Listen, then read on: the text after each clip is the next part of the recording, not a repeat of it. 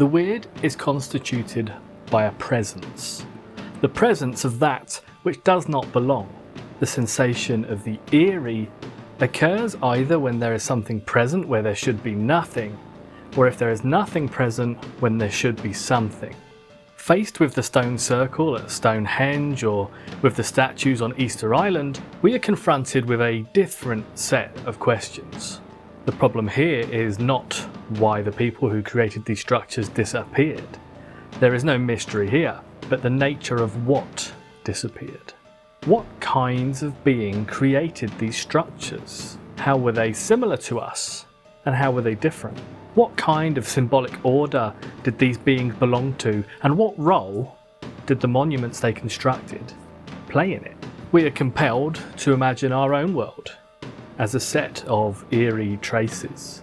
Such speculations no doubt account for the eeriness that attaches to the justly famous final image of the original 1968 version of Planet of the Apes, the remains of the Statue of Liberty, which are as illegible from the perspective of the film's post-apocalyptic and indeed post-human far future as Stonehenge is to us now. We know that Stonehenge has been erected, so the questions of whether there was an agent behind its construction or not does not arise. What we have to reckon with are the traces of a departed agent whose purposes are unknown. We are now in a position to answer the question of why it is important to think about the eerie, since the eerie turns crucially on the problem of agency. It is about the forces that govern our lives and the world.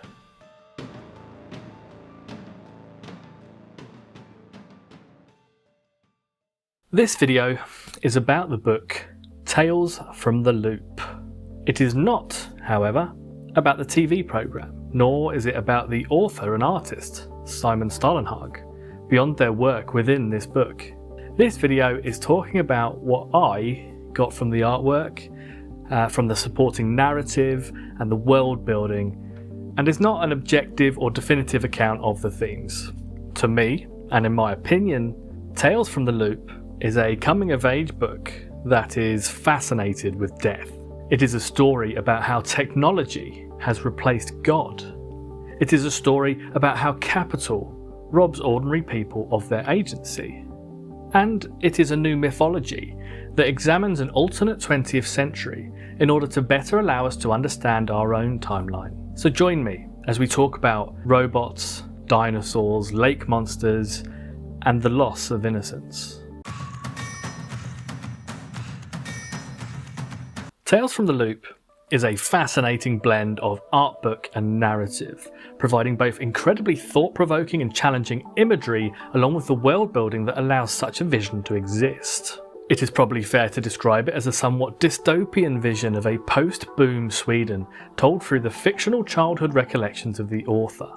These recollections are largely based in the 80s and 90s as they grew up in a rural Swedish coastal region dominated by the world's largest particle accelerator, also known as the Loop. The 30-mile wide man-made marvel, easy for you to say, exists far beneath the ground, and yet its influence is felt through all of these tales, whether directly as a result of its experiments or via the thousands of lives that worked on it and lived under its influence. The artworks themselves are often paired with an explanatory text which provides the context for what you are seeing, and places each piece in an approximate timeline with relation to both the author and the wider world, as explained here by the author themselves. The illustrations in this book focus on my generation and the environment we grew up in. The stories I tell here are mostly based on the memories of myself and others, especially my childhood friend Ola, who possesses a near eidetic memory and has been able to recall all our schoolyard stories down to the smallest detail. Certainly, the vibes of a lot of the artwork are very reminiscent of Stranger Things and the recent 80s synthwave resurgence, albeit with a slightly dissonant injection of, well, you'll see. Tales from the Loop is set in an alternate timeline where the Soviet Union, desperate as it was to understand the full scope of the potential hinted at by the emergence of the atomic bomb, stumbled across a new technology called the magnetrine effect, which essentially allowed for the construction of floating ships that could move faster, further and more reliably than any current air transport in the world. This development whetted the appetites of governments around the world, and very soon large-scale scientific projects were underway to explore the boundaries of scientific understanding, the Americans building a huge particle accelerator in Nevada, for example. Not to be outdone, the Swedish government ordered the construction of the world's largest particle accelerator under a series of small landmasses in the southeast of Sweden, primarily under the rural island of Munzo. This was completed in 1969 and quickly became known as the Loop, a genuine world wonder and the largest, most powerful construction of its kind. Experimentation began in 1970, and the huge facility employed thousands of people from the local area, whether as scientists, maintenance personnel, or indeed as part of its substantial security operation, with its distinctive yellow cars patrolling the hillsides around the facility day and night. The Loop facility was finally decommissioned in 1994 after a series of economic and political changes, both nationally and internationally. And this book explores the period of its final years and how the Loop affected the lives around it. Tales from the Loop often frames its world as a dangerous and unknowable place, not always explicitly but with subtle word choices and hints in the artwork. And one of the questions we are often left with is, what is literal and what is the child's imaginative interpretation? For me, I will try to interpret each piece with that in mind, the same way I try to do so with articles and books when considering the ideology of the author. I will try to call out when I'm making a judgment call on anything specific, but most of the time I think it's simply more fun to err on the side of fantasy and whimsy. Don't you? If you say to me, Tales from the Loop, the predominant image in my mind is one of fairly traditional snowy villages in the foreground with often vast mechanical constructions dominating the skyline. I think of the Hulk at Baslano, the Axel at Stavsborg, the Bonaparte and Ossian, where these artificial constructions stand out as symbol of mankind's propensity for technological progress and its reluctance to temper ambition with sustainability. Indeed, the Bonaparte and the arch towers at Klossio are both active and functioning at the time of the author's recollections, but both are so vast in scale and are so stark in their dissonant alien contrast with the scenic mountains and the small town suburbia over which they tower that they bring to mind Mark Fisher's comment quoted earlier. We are compelled to imagine our own world as a set of eerie traces. In the future of our world, should humanity or some other sentient life form be able to exist in a few hundred or thousand years, what would they make of the three long-dormant cooling towers of the Bonaparte, rising hundreds of feet above the earth, piercing the skyline like the blunted ends of Neptune's trident? Indeed, the arc towers likewise present an even more titanic and skeletal prospect, looking somehow fragile and brittle despite their immense size and power, set as they are against the immortal rolling hills of Sweden that have survived long before the installation of these towers and will likely endure for millennia after they have collapsed. The discovery of the Axel at Stavsborg by the childhood author and their friend Olof even speaks of the alien nature of this tech, with the kids unsure as to what this axle was for, where it came from or who made it, with the meaning behind it already rapidly becoming lost to time. Just like Stonehenge or Easter Island, the mystery emerges from a lack of agency. No one was asked about leaving this huge construct here, or left word of what to do with it. The facility producing these axles became unprofitable and was simply left there and forgotten about.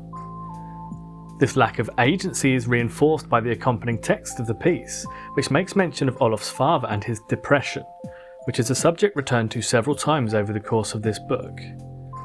Its suggestion seems to be that Olof's father is unemployed, abusive and a drunk, seemingly on a course for self-destruction, much like many of the facilities we see in this book.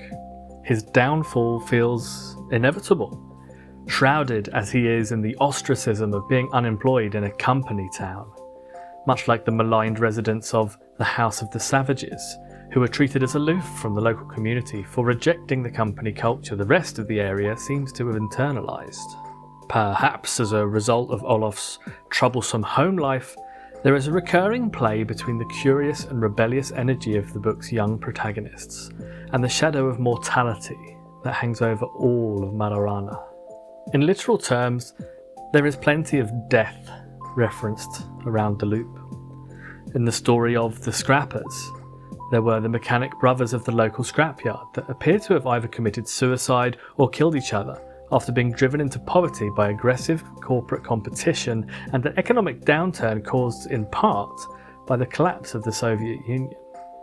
There was the sad death of Connie Frisk, daughter of local entrepreneur and business owner Goran. Connie was being exclusively fed Goran's latest bright idea, the lunar route, which Goran claimed could cure cancer, among other things. But in this instance simply created the conditions for spontaneous human combustion. Yeah. In Hotel Ackerfeld, we are told of Axel Ackerfeld, someone described as a malformed ancient scarecrow of a man. Scarecrow is an apt description of the poor soul, who was tasked with tending to an experimental wireless power facility all alone, on a small and remote island, referred to as this small forgotten piece of land. Poor Axel was left there, despite the fact the facility wasn't very productive, since the costs to maintain it were very low. The facility's low running cost was of little consolation for poor Axel, who was later, killed by an exploding vacuum tube. And then, of course, there was the discovery of half a corpse in the House of the Savages. A story ridden with melancholy and class-based judgments for the aforementioned non-company family. Alongside all of the literal death, there is a strong and eerie sense of death and decay in many of the artworks that pair with the stories of the loop. There is the farm field full of abandoned arachnid droids in the Saturna spiders, left to bleach in the sun after they proved unprofitable. The abandoned mech suit of the scrappers, framed as it is by huge curved mechanical struts that appear almost like the gargantuan ribcage of a fallen giant. Or the faintly tragic halt at Baslana, where the remains of a near-legendary hover ship were left to rot due to economic downturns, shipyard bankruptcies, and a general loss of optimism in the industry. A number of Stahlenhag's artworks feature a child and some kind of mechanical monstrosity of one kind or another, such as in the Axel Stavsborg or Jens and Hakan switch bodies, which feel like a sort of contrast between something that's at the beginning of its life and a machine that is either on the downward slope or altogether dashed on the rocks at the bottom of it. Indeed, rusty metal is one of the predominant elements of Stahlenhag's colour palette, and with good reason. Perhaps as a nod to the impermanence of mankind and its creations, Goran Frisk, the entrepreneur and man responsible for killing his daughter with his reckless money-making schemes, disappears after a number of failed schemes, and indeed the tragic death of his daughter Connie, but is then referenced as having had his brain suspended in a jar labelled "To the Scientists of the Future." How very Walt Disney of you, Goran. I don't think it's a coincidence that the single character most emblematic of the destructive nature of capitalism is also the one trying to achieve immortality, both as a way to live forever, but also to escape the mistakes and responsibilities of their endeavours. Capitalists love a contradiction after all. Finally, I just wanted to mention Pontus's cutter on the topic of impermanence and the themes of life and death. In this piece, we see what appears to be a rotting android up close, with a small bird sitting on its chin and seemingly peering into its open and tooth-rimmed mouth.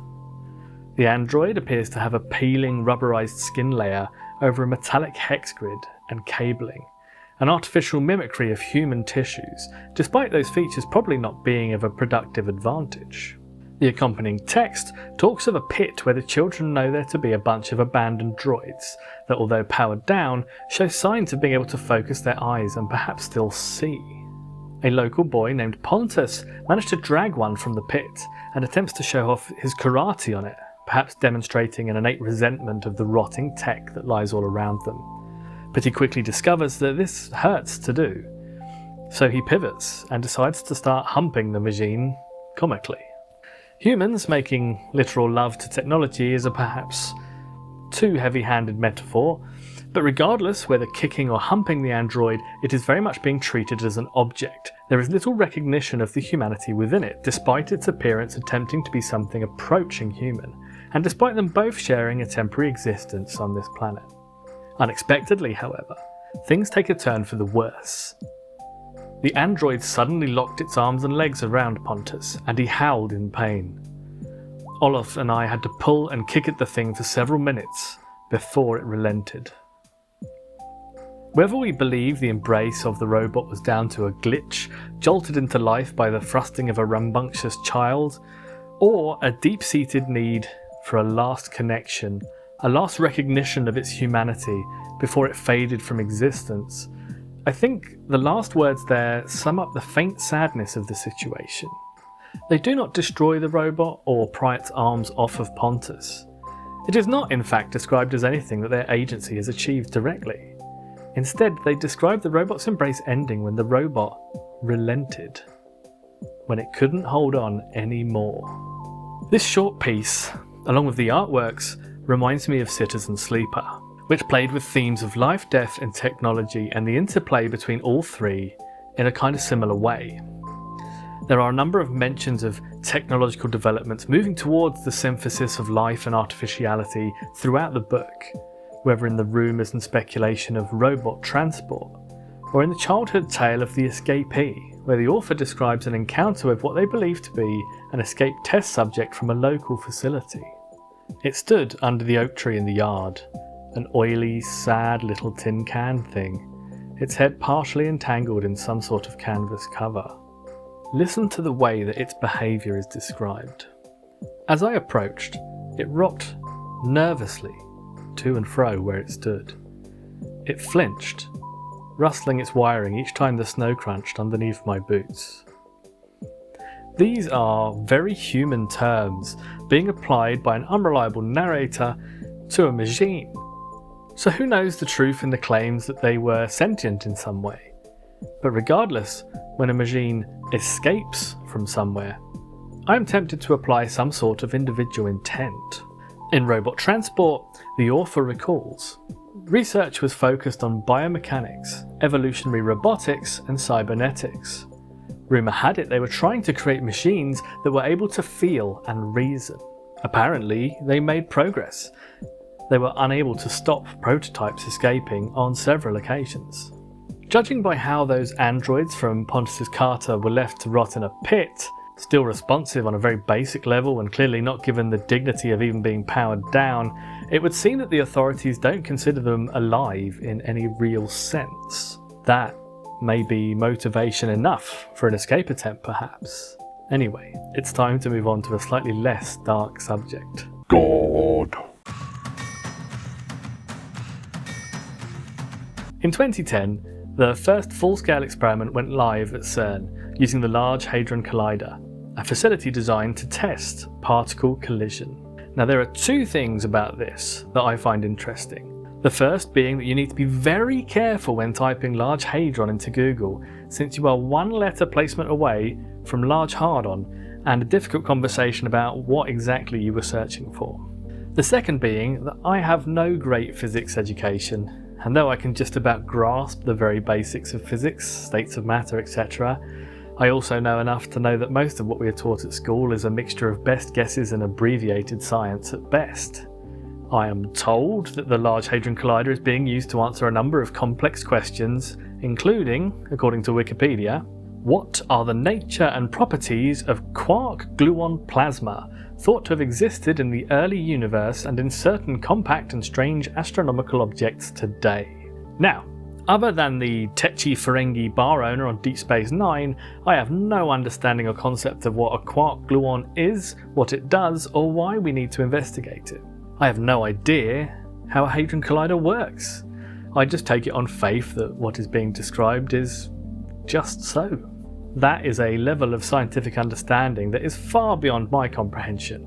It involves concepts and laws that I have no framework for in my understanding of the world. Like our ancient ancestors who saw the lightning in the sky and assumed that there was some great conflict in the heavens between gods, there are times that we have to park concepts that are too big or alien for us to understand into a unknowable folder in our brains.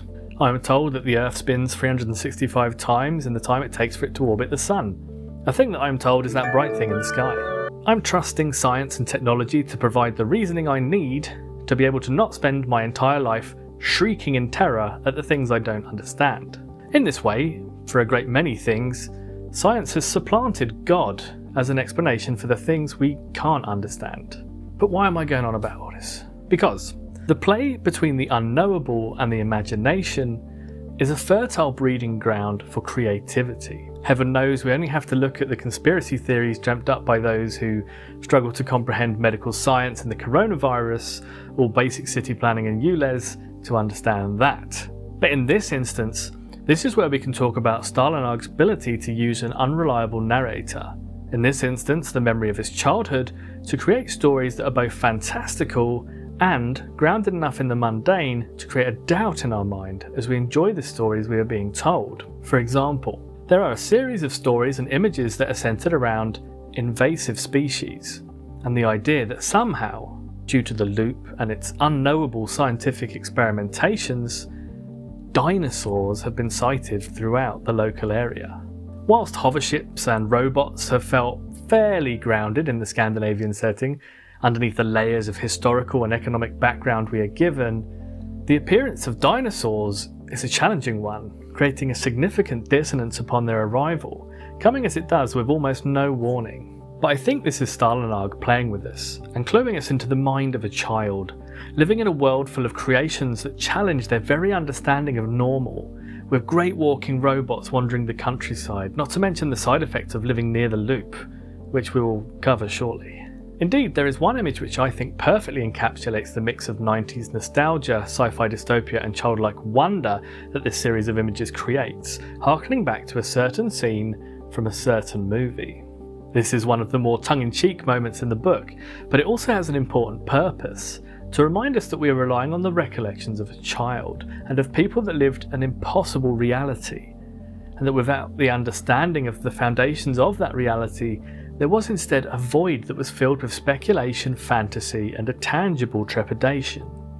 In times past, mankind used the mystical, theological, and magical to explain the things they couldn't comprehend, and the rapid development of technology, both in our world and Stahlenhag's, is replicating that relationship.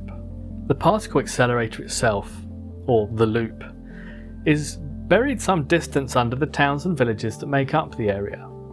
But it remains a hive of activity and is a constant presence in the lives of all who live nearby, such as with the Gödel effect, described in The Metal Detector. "Listen," he said.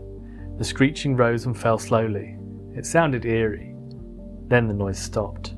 My father glanced at his wristwatch and said, "Gödel pulse."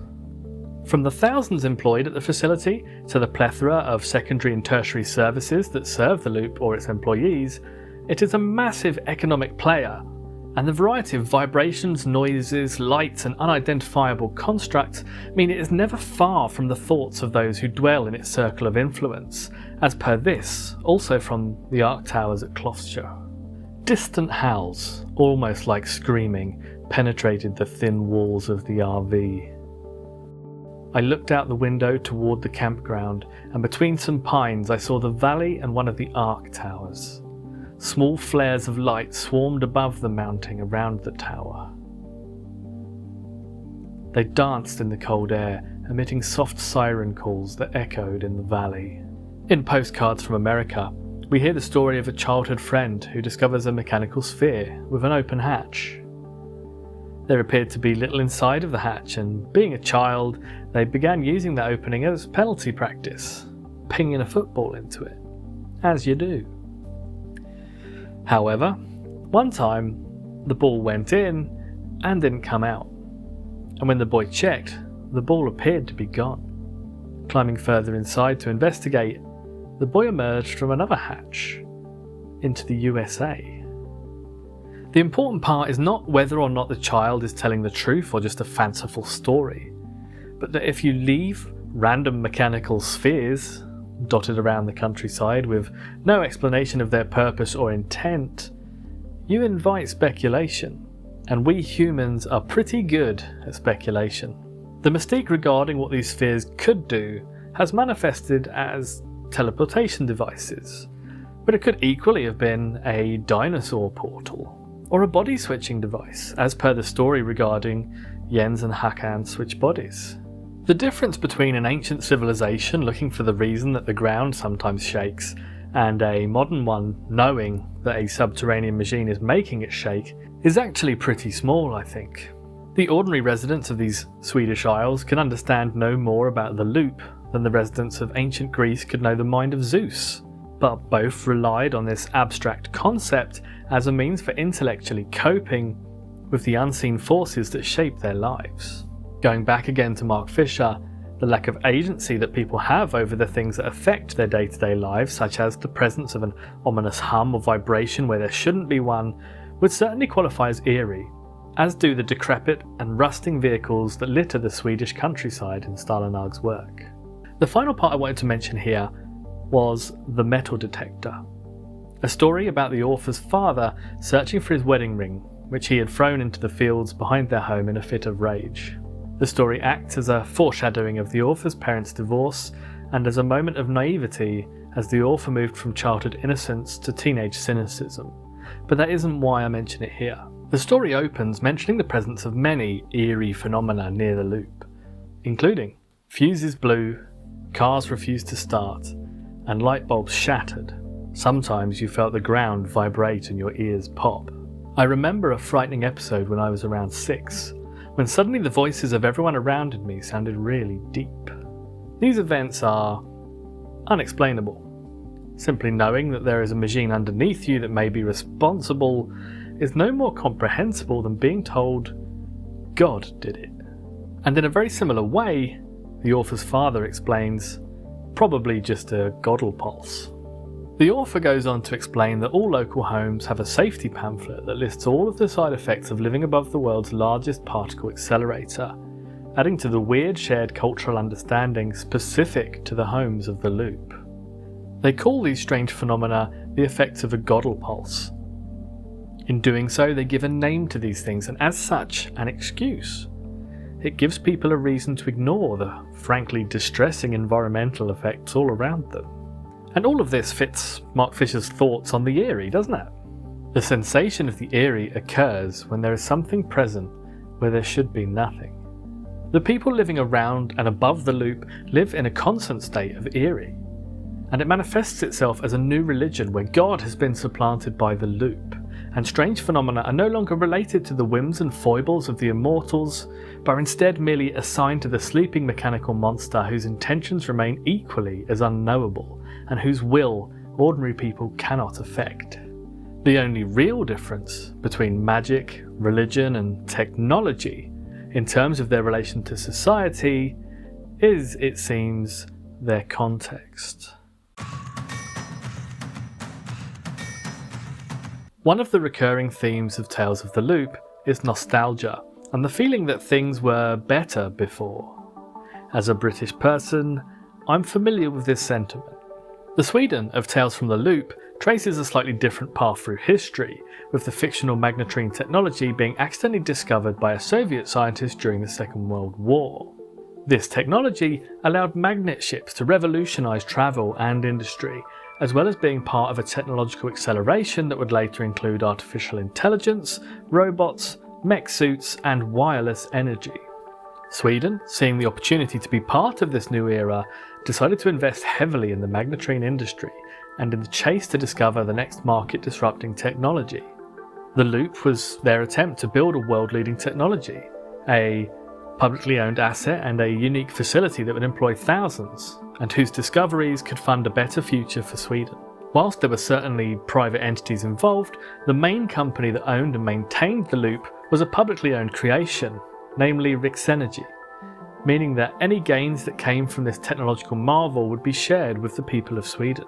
The period following the 1950s seems to have been a golden age of magnetrine technology, but from the enthusiasm of the first experiment of the Loop in 1970 to its decommission in 1994, something changed in Sweden, and indeed in the wider world. We hear reference at times to a Ural crisis that affected the local magnet ship economy, as per this passage from the Hulk at Baslagno. After she broke down outside Alherman in 1969, MS Ancillus was taken out of commission and towed to the Baslagno shipyards. A protracted judicial process delayed her retrofitting, and when the Wyman shipyards went bankrupt in the wake of the Ural crisis in 1978, the matter was in limbo until Riksenergy, after pressure from the locals and Naturvårdsverket, finally came in and demolished the hulk in spring of 1995. The magnetrine industry, once seemingly profitable and an efficient form of transportation, is on its way out by the time of the author's childhood and certainly by their adolescence, as indicated by the aforementioned hulk, left rusting for decades, or by the magnetrine discs at Spanviken, huge mechanical discs that can be seen jutting out of the water when the levels are low enough. These 30-metre wide discs were built to allow the 10,000-ton Gorse freighters along the tundra route to the north, the great floating ships offering a more direct access route than the traditional transport methods. So what happened to see such magnificent feats of human technology fall out of use? Up until 1979, there was a factory on Adventsong that built and repaired magnetrine discs.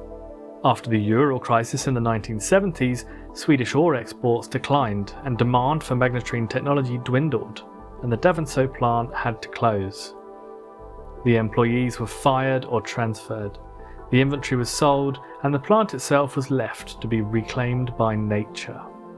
I don't think we ever learn any details of what the Ural crisis involved, and this is effectively a book of childhood recollections, not a geopolitical timeline, so we shouldn't expect more than that.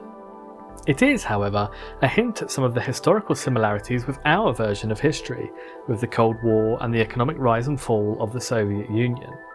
There are even a few mentions of how the technological marvels of this timeline were employed in the international conflicts of the world. In forestry, mining, warfare, planetary exploration, every single field of operations where there were no roads, robots were a revolution. Indeed, the Cold War is referenced in Tales from the Loop, suggesting that the East versus West conflict built on ideological differences was still a factor in their timeline, as per this from Postcards from America. Some even say that the whole project was only possible because of an American desire to have a technological presence in the Baltic Sea area. There was much speculation about what part the loop played in the Cold War, and some questions may never be answered. There are also references to a number of wars, such as the Baikal Wars and the Chinese war robots mentioned in The Spectre from Siberia, which sets the mind racing as to what such a conflict would be like with this technology involved, and with the Soviet Union and China bringing them to bear on each other. Certainly this image gives us a taste, but that's all we get. Tales from the Loop presents a timeline that shows the world recovering from the Second World War with a renewed sense of optimism, before slowly sliding back into conflict, economic downturns, and a sort of reassessment of the future. That much we are certainly familiar with, and the timings of this downturn ties in with the UK's, with the late 70s and 80s headlong plunge into neoliberalism, the shrinking of the state, and the rejection of public ownership. Much of the book seems to be about growing up in the wake of optimism, as our parents grieved for the world they were sold but had never received, whether because of the poisons of neoliberalism or, indeed, the death of the magnetrine industry. This is reflected by the signs of unhappiness in the author's parents and his friend's parents, referenced in Metal Detector, after his father had thrown away his wedding ring when angry, and the multiple references to Olof's father's depression and abusiveness. Oh, and there is this throwaway line in Final Words. At least once a day, each of us was thrown outside by an agitated mother. Nearly all our fathers were remarried and had moved away by this time. The decline of the Western world in the latter parts of the 20th century, and indeed in the 21st, is mirrored in Tales from the Loop with brutal efficiency, using the literal rusting wreckage of growth, ambition, and public ownership littering the fields and skylines of the author's locality. The final ties to our own neoliberal death spiral are made with the parting words of the book, in the accurate and descriptive final words. The Loop was finally decommissioned on November 5th, 1994. By then, we all had acne. Society was changing. It was obvious to everyone. The yellow cars from the Loop had disappeared from the roads. Government-owned companies became privately owned and changed names. We did not grieve these changes when they occurred. We were fully occupied with our greasy skin and breaking voices. The death of optimism and the embrace of Fukuyama's end of history that being the idea that liberal democracies built around capitalism were the optimal form of national governance, seem to have made their way into this timeline too. The neoliberal principles of privatisation and divestment of public services are clearly mirrored by the coming of age and loss of innocence revealed by the author and their friends over the course of the book. This last passage from Final Words covers this sentiment. Feelings of decline, of alienation, and of having to leave their parents' vision of the future behind and shape their own, out of the rusting wreckage of yesterday. We walked in long lines through winter nights, and you could see little points of light go on and off in the darkness. Cigarettes smoked by teenagers who had gathered around their wrecked memories, like a requiem.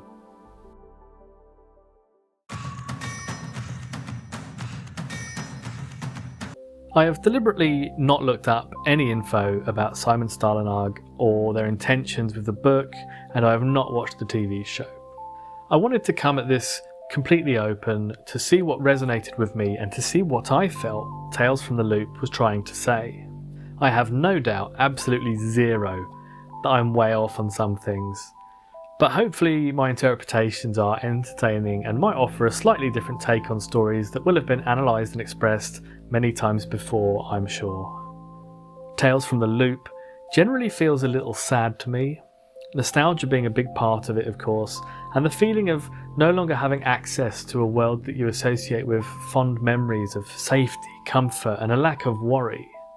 There is also an undercurrent of threat, with strange deaths seemingly a familiar occurrence and ominous machines haunting the countryside in various stages of decay, seemingly mocking humanity with their unnatural persistence, all whilst mirroring human suffering with their abandoned wreckage. The near mysticism of the loop and the trust that people put in many of its oddities and foibles mirrors a sort of faith, with an unknowable power affecting their lives, and its intent hidden from all but the closest of its clergy.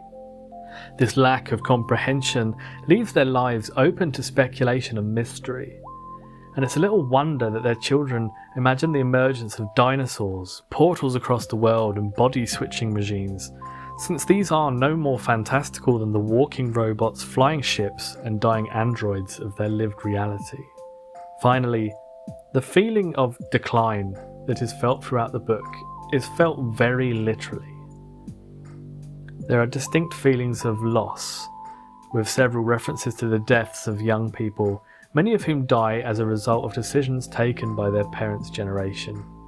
There is also the talk of the fantastical science of magnet ships, mechanical walkers, and subterranean particle accelerators, but only after they have been abandoned, presumably due to a lack of profitability. I think most people that consider themselves a millennial or younger will be familiar with that feeling. The feeling that something important was lost before we could appreciate it. Some communal belonging, some sense of life being about more than working to make someone else rich. Some feeling of hope. What is interesting about Tales from the Loop is that it isn't an especially hopeless collection of stories, and as much as it talks of death, rust and decline, it does also talk of friendship, such as in The Axel at Starsburg, where the young author and their friend Olaf get into a fight but instantly forgive each other and go back to the author's house to play Sonic, so that Olaf doesn't have to go home to his abusive father. Or in The Escapee, where the young author recognises someone in need and seemingly risks their own well-being in order to get them help. Many characters are shown returning to the wreckage of old tech out of curiosity, exploration, or sometimes, as in the Ecosphere, nostalgia, as the author and their grandfather visit an old mechanical sphere. I have a vague memory of my grandfather taking me to Munzo once when I was around 4. I remember a big, hollow steel sphere. We walked into it. My voice echoed in there like I was in a church. There is a sense of comfort, of safety in this old tech, unknowable as it may be, and I think this is hinted to in the "like I was in a church." Tales from the Loop might not be about the power of community, or in the bonds we create as people, as opposed to those we physically build underneath our feet. It might not be about neoliberalism, capitalist decline, or the loss of the public sector. It might not even be about the mortality of man and their creations being consumed by the nature that bore them. But it is to me, and for that, I thank Simon Stahlenhag, and I apologise for having butchered the Swedish pronunciations in this video. Thank you so much for watching this video, and if you've gotten this far, you truly are one of the chosen few. Could I be so cheeky as to ask you to like this video? It helps to tell YouTube that others might like it, and it gives me the validation I crave as a YouTuber. Big thanks go out to my wife for helping read and edit my script, the We Create Together crew for their support, and to my super patient subscribers who have waited for ages since the last video. The Premier League video is coming, but it's a monster that involves a lot of reading and research, so this was a nice palate cleanser and a genuinely fascinating piece of art and world building that I would highly recommend to any fans of synthwave or just general sci-fi really. Until next time, be generous with your time, be kind with your words, and be courageous with your politics. See you soon.